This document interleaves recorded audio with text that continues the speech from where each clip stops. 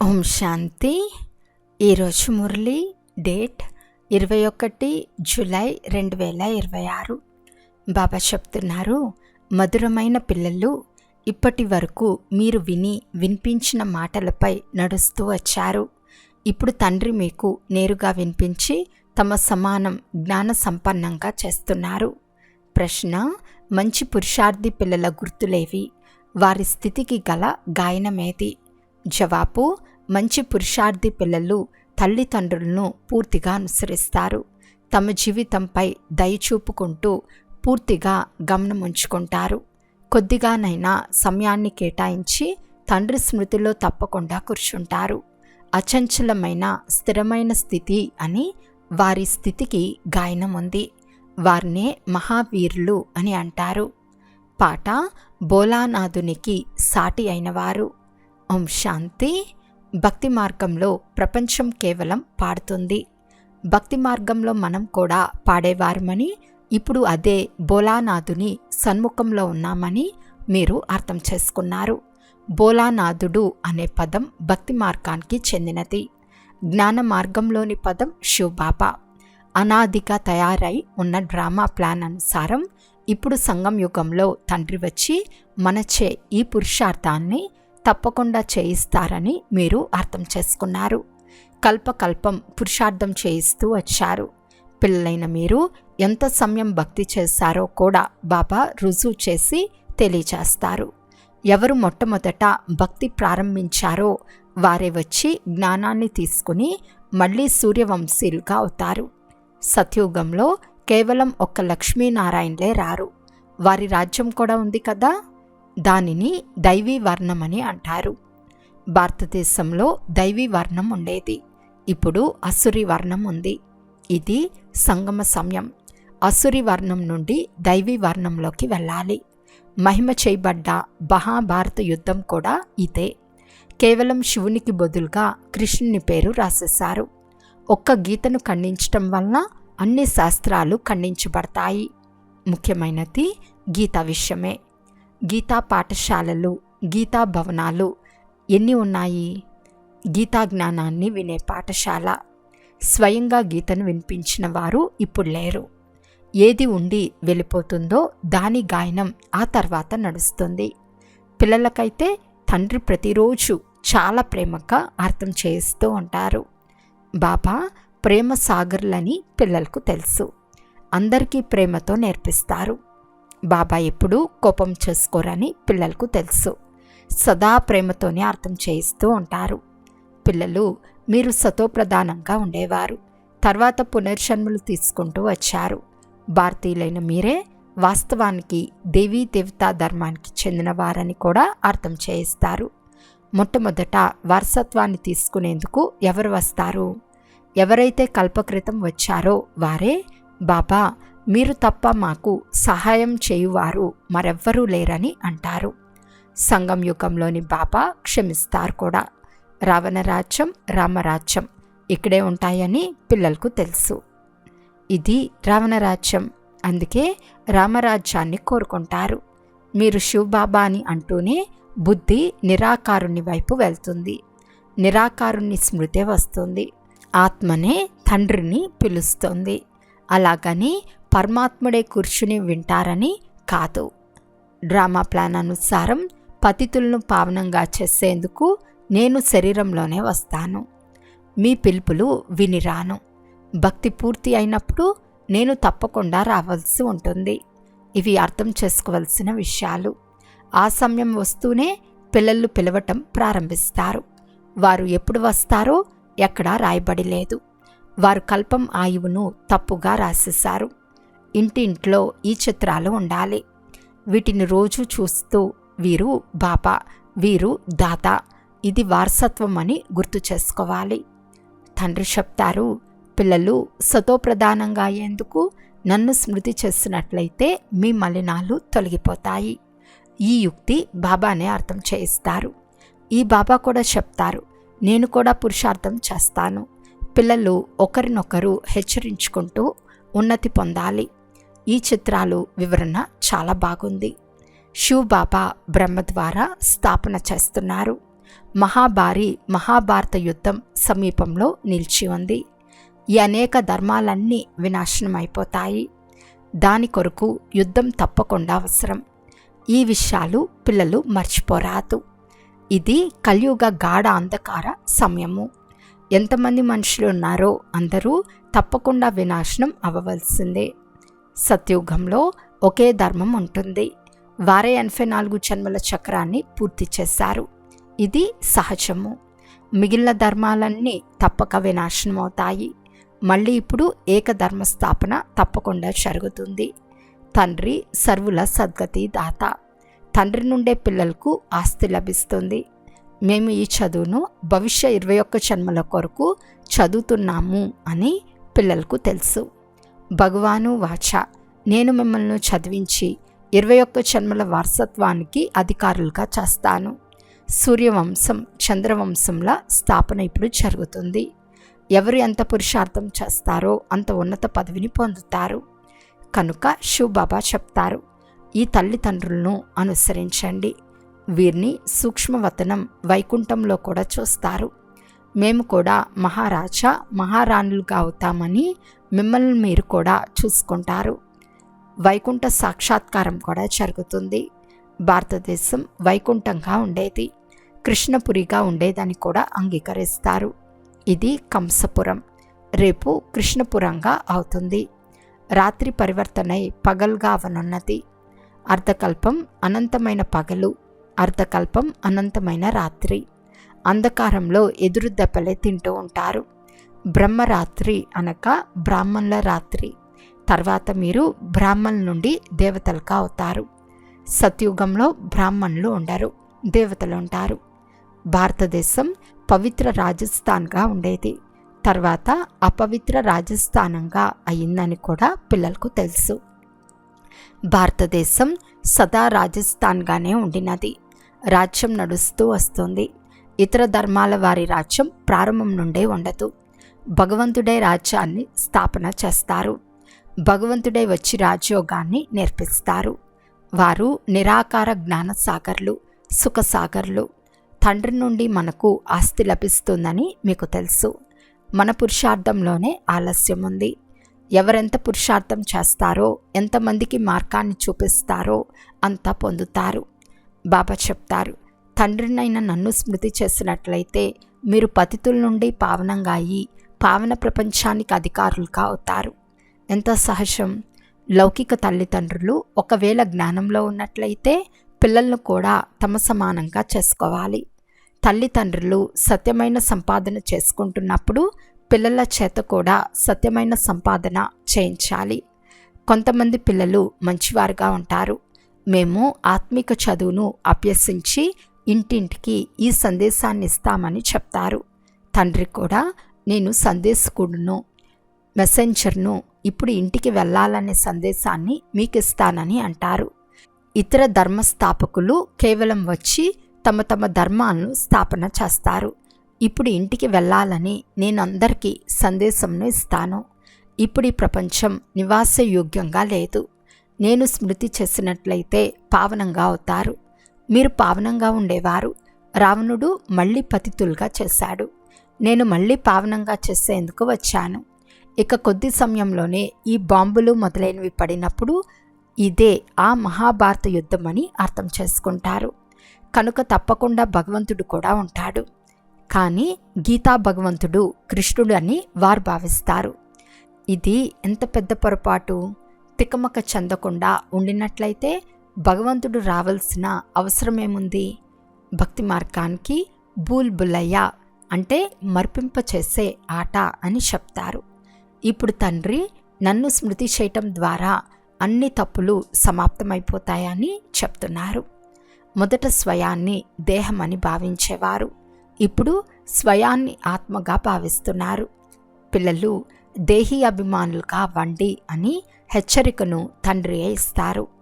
ఇప్పుడు మీరు తండ్రి సన్ముఖంలో కూర్చుని ఉన్నారు. అక్కడ సెంటర్లో పిల్లలు కూర్చుని శివబాబా ఇలా చెప్తారని అర్థం చేయిస్తూ ఉంటారు. ఇక్కడ నేను నేరుగా ఆత్మలతోనే కూర్చుని మాట్లాడతాను అని డైరెక్ట్గా శివబాబాయే అంటారు. తండ్రి ఇతని ద్వారా అర్థం చేయిస్తున్నారని పిల్లలైన మీకు తెలుసు. ఇది గొప్ప కళ్యాణకారి మేళ. నిరంతరం నన్ను స్మృతి చేయండి తండ్రి చెప్తారు. మనం తండ్రి నుండి స్వర్గ వారసత్వాన్ని తీసుకోవాలి. తండ్రిని, స్వర్గాన్ని స్మృతి చేయాలి. ఏ వికర్మలు చేయరాదు. ఒకవేళ వికర్మలు చేసినట్లయితే 100 రెట్లుగా అది పెరిగిపోతుంది. మాయ వికర్మలు చేయిస్తుంది. దానిపై విషయం పొందాలి. అందుకే మహావీరుడైన హనుమంతుని కథ ఉంది. మీరు హనుమంతులు, మహావీరులు కదా. మనం తండ్రి వారిగా అయ్యాము. మాయ చేతుల్లో ఓడిపోయాము. తండ్రిని స్మృతి చేస్తూ చేస్తూ సతో ప్రధానంగా వికర్మాచీతులుగా అవుతాము. అలా అవ్వకుంటే పదవిని భ్రష్టం చేసుకుంటాము. ఎవరు పురుషార్థం చేసి పిల్లలుగా ఉంటారో వారు తమ జీవితంపై దయ చూపుకుంటారు. ఏం జరిగినా స్మృతి యాత్రలో ఉంటారు, స్థిరంగా ఉంటారు. వినాశనం జరగాల్సిందే. అందరి చిన్నాన్నలు, పెద్దనాన్నలు, మామలు, గురువులు, సాధువులు మొదలైన వారంతా సమాప్తమైపోతారు. నేను మిమ్మల్ని తీసుకెళ్తానని సద్గురు చెప్తారు. మనుషులు పూర్తి అంధకారంలో ఉన్నారు. శివబాబా మనల్ని జతలో తీసుకెళ్తారని మీకు తెలుసు. మృత్యు కబలించిందని చెప్తారు కదా. కానీ నేను మిమ్మల్ని శాంతిధామానికి తీసుకెళ్తాను. ఆత్మ శరీరాన్ని వదిలి వెళ్ళిపోతుంది. మృత్యు తీసుకెళ్ళదు. ఆత్మ వెళ్ళవలసి ఉంటుంది. మిమ్మల్ని వాపస్ తీసుకెళ్లేందుకు నేను స్వయంగా వచ్చాను. తండ్రి చంపేందుకు వచ్చారా? లేదు. మీరు పాత శరీరాలను వదిలేయాలి. ఆత్మ తమో ప్రధానం నుండి సతో ప్రధానంగా అవ్వాలి. ఇప్పుడు 5 తత్వాలు కూడా తమో ప్రధానం అయిపోయాయి. అందుకే శరీరం కూడా అలాగే తయారవుతుంది. అక్కడ సతో ప్రధానమైన తత్వాల ద్వారా మీ శరీరం కూడా సుందరంగా తయారవుతుంది. తండ్రి చెప్తారు, నేను మళ్ళీ సత్యుగ ఆది సనాతన దేవీ దేవతా ధర్మాన్ని స్థాపన చేస్తాను. మీరు 84 జన్మలు అనుభవించారు. మీరు మీ ధర్మాన్ని మర్చిపోయారు. ఇతరులెవరూ తమ ధర్మాన్ని మర్చిపోలేదు. వాస్తవానికి దేవీ దేవతా ధర్మం వారమైన మనము అంత ఉన్నతమైన వారి నుండి ఇంత నీచంగా ఎలా అయ్యామో మీకు తెలుసు. తండ్రి కల్పకల్పం వచ్చి మీకు అర్థం చేయిస్తారు. మీరు మళ్ళీ ఇతరులకు అర్థం చేయిస్తూ ఉంటారు. ఇప్పుడు 84 జన్మల చక్రం పూర్తి అవుతుంది. వినాశనం సమీపంలో నిల్చుని ఉంది. స్వర్గానికి అధికారులుగా అయ్యేందుకు స్వయాన్ని యోగ్యులుగా చేసుకోవాలి. స్మృతి ద్వారానే అర్హులుగా అవ్వాలి. ఉదయమే లేచి తండ్రిని స్మృతి చేయండి. బాబా మీరు ఎలా వస్తారు? ఎంత అద్భుతం! గీతలో కృష్ణుని పేరు వేసేశారు. కానీ ఇప్పుడు తండ్రి సన్ముఖంలో మాట్లాడుతున్నారని మీకు తెలుసు. అవి భక్తి మార్గంలో వినిపించిన మాటలు. ఇప్పుడు ఆత్మలైన మాకు తండ్రి అయిన మీరు లభించారు.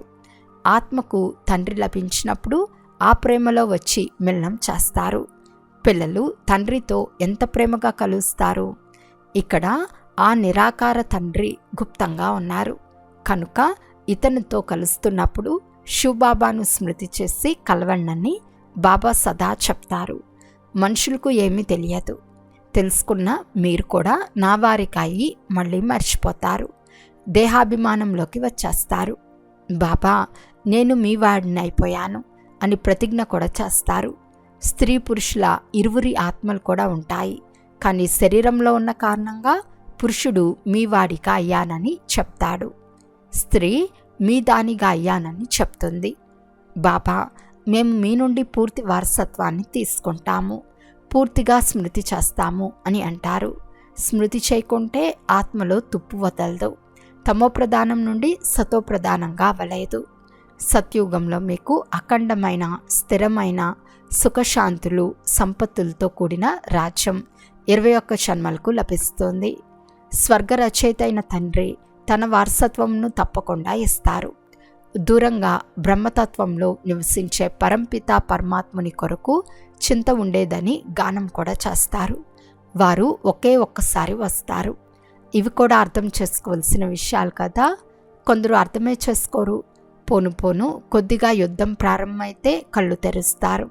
వాస్తవంలో ఈ యజ్ఞం రచింపబడింది. ఈ యజ్ఞం గురించి ఎవరికీ తెలియదు. రుద్రుడు జ్ఞాన యజ్ఞాన్ని రచించింది వినాశనం కొరకే. మనుషుల వినాశనం జరగకూడదు, శాంతి కలగాలని యజ్ఞాన్ని రచిస్తారు. కానీ రహస్యం తెలిసినందున తండ్రి ఏ యజ్ఞాన్ని రచిస్తారు. వినాశనమైన తర్వాత ఏమవుతుందో వారికి తెలియదు. ఇప్పుడు మీరు పూర్తి సృష్టి ఆది మధ్యాంతాలు తెలుసుకున్నారు. అందరి అనంతమైన జన్మ కథను తెలుసుకున్నారు. పరంపిత పరమాత్ముని జీవిత కథను మేము తెలియజేస్తామని చెప్పేవారు ఎవరూ లేరు. అందరూ పరమాత్మునే పిలుస్తారు కదా, క్షణక్షణం స్మృతి చేస్తారు. భగవంతుడు ఈ బిడ్డను ఇచ్చారు, ఇది చేశారు అని చెప్తారు కదా. ఎవరి వస్తువో అది వారు తీసుకున్నారని కొందరు అనుకుంటారు. ఇలాంటి బుద్ధివంతులైన వ్యక్తులు కొద్దిమంది ఉంటారు. అనేక రకాలైన మనుషులు ఉన్నారు. ఇప్పుడు మీకు తండ్రి లభించారు కనుక వారినే స్మృతి చేయాలి. స్మృతి ద్వారానే సంపద జరుగుతుంది. మీరు విష్ణుపురానికి అధికారులుగా అవుతారు. మీరు సత్యుగం నుండి కలియుగ అంతిమం వరకు పూర్తి చక్రాన్ని తెలుసుకున్నారు. బాబా బుద్ధిలో ఎలా ఉందో మీ బుద్ధిలో కూడా అలాగే ఉంది. కనుక వారిని జ్ఞానసాగర్లు, నాలెడ్జ్ఫుల్ అని అంటారు. ఇప్పుడు మీరు తండ్రి నుండి వారసత్వాన్ని తీసుకుంటున్నారు. ఇప్పుడు మీరు అచంచలంగా స్థిరంగా ఉండాలి. మాయ క్షణక్షణం వచ్చి డోలాయమానంగా చేరాదు. పూర్తి దుర్బలుగా అవరాదు. తండ్రిని స్మృతి చేయకుంటే వాడిపోతారు. తండ్రిని స్మృతి చేసే పురుషార్థాన్ని మీరు చేస్తున్నారు. సమయం సమీపానికి వచ్చినప్పుడు మా పురుషార్థం పూర్తి అయింది, అంతిమ సమయం వచ్చేసిందని మీరు గమనిస్తారు. అచ్చా, మధురాతి మధురమైన అపురూపమైన పిల్లలకు మాతాపిత బాప్దాదాల ప్రియ స్మృతులు మరియు గుడ్ మార్నింగ్. ఆత్మిక పిల్లలకు ఆత్మిక తండ్రి నమస్తే. ఆత్మిక తండ్రికి ఆత్మిక పిల్లల యొక్క ప్రియ స్మృతులు మరియు నమస్తే నమస్తే నమస్తే. ధారణ కొరకు ముఖ్య సారము. ఫస్ట్ పాయింట్, ఆత్మిక చదువును అభ్యసించి సత్యమైన సంపాదన చేయాలి, ఇతరులతో చేయించాలి. ఇంటికి వెళ్ళాలనే సందేశాన్ని అందరికీ ఇవ్వాలి. ఇప్పుడు ఎలాంటి వికర్మలు చేయరాదు. సెకండ్ పాయింట్, ఉదయమే లేచి ప్రేమతో తండ్రిని స్మృతి చేయాలి. చిన్న చిన్న విషయాలకు దుర్బలుగా అవరాదు. స్థితిని అచంచలంగా చేసుకోవాలి. ఈరోజు వరదానము. జ్ఞానం యొక్క లైట్ మైట్ ద్వారా తమ అదృష్టాన్ని మేల్కొల్పే సదా సఫలతా మూరత్ భవ. ఏ పిల్లలైతే జ్ఞానం యొక్క లైట్ మైట్ ద్వారా ఆది మధ్య అంతంను తెలుసుకుని పురుషార్థం చేస్తారో వారికి సఫలత తప్పకుండా ప్రాప్తిస్తుంది. సఫలత ప్రాప్తించడం కూడా అదృష్టానికి గుర్తు. నాలెడ్జ్ఫుల్గా అవ్వటమే అదృష్టాన్ని మేల్కొల్పే సాధనము. జ్ఞానం కేవలం రచయిత మరియు రచనలది మాత్రమే కాదు, కానీ నాలెడ్జ్ఫుల్ అనగా ప్రతి సంకల్పం, ప్రతి మాట మరియు ప్రతి కర్మలో జ్ఞాన స్వరూపులుగా ఉండాలి. అప్పుడే సఫలతామూర్తులుగా అవుతారు. ఒకవేళ పురుషార్థం సరైనదిగా ఉండి కూడా సఫలత కనిపించకపోతే ఇది అసఫలత కాదు, పరిపక్వతకు సాధనమని భావించాలి. స్లోగన్. న్యారేగా అంటే భిన్నంగా అయి కర్మేంద్రియాలతో కర్మ చేయిస్తే కర్మాతీత స్థితి యొక్క అనుభవాన్ని సహజంగా చేయగలరు. అవ్యక్త సూచన. జ్వాలాస్వరూప స్థితిలో ఉండి శక్తిశాలి స్మృతిని అనుభవం చేయండి. ఎప్పుడు యోగంలో కూర్చుంటారో అప్పుడు సెకండ్లో ఇముడ్చుకునే శక్తిని ఉపయోగించండి. సేవ యొక్క సంకల్పాలు కూడా ఇమిడిపోవాలి. ఎంత శక్తి ఉండాలంటే స్టాప్ అంటూనే వెంటనే స్టాప్ అయిపోవాలి. ఫుల్ బ్రేక్ పడాలి, డీలా బ్రేక్ కాదు. ఒకవేళ 1 సెకండుకు బదులు ఎక్కువ సమయం పడితే ఇముడ్చుకునే శక్తి బలహీనంగా ఉందని అంటారు. అచ్చా, ఓం శాంతి.